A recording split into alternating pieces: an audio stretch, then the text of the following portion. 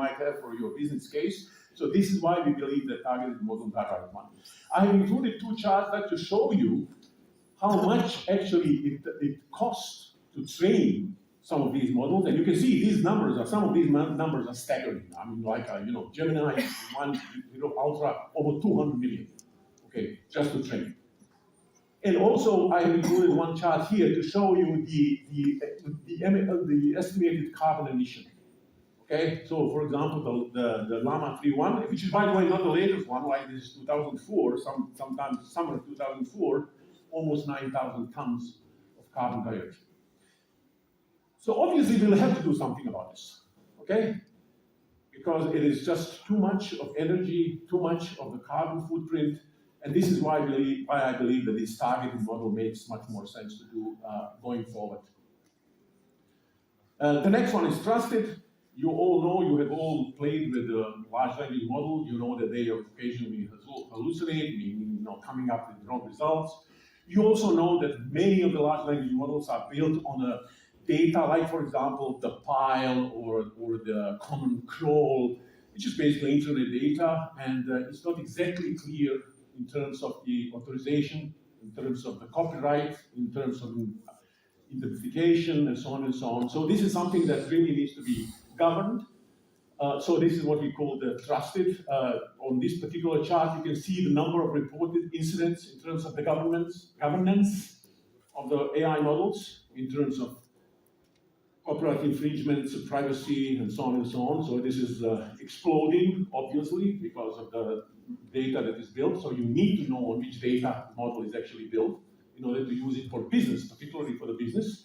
And the last one is, of course, empowering, which means that it's not just about large language models, it's about the whole platform on which you run. Because, for example, you might want to run your model exclusively on premise, or you might want to run it only in your country.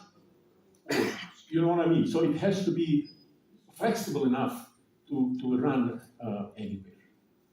Okay, so basically what we believe that the right way to do that is to select a trusted base model, to create your representation of data using various techniques like RAG or tuning and so on, and then deploy it and scale on a platform of your choice. Okay, I'm already 2-3 minutes over, but I want to actually show you something which I believe is very useful, and you might want to explore that later.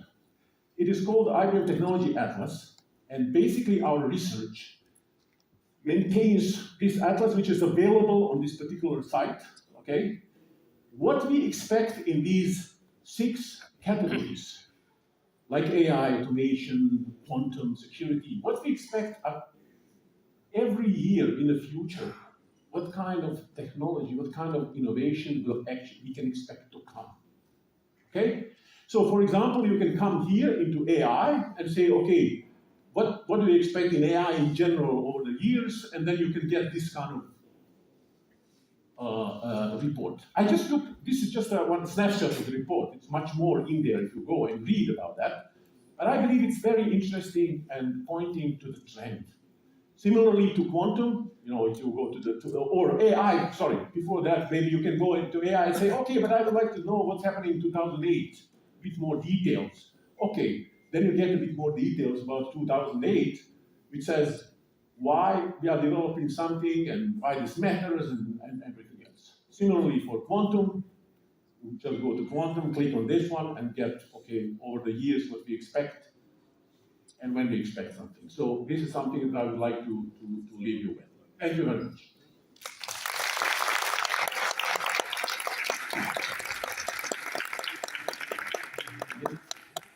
Thank you very much for an exciting keynote. Thank you so much. Thank you. Now, ladies and gentlemen, it's time to introduce the next exciting discussion panel of today.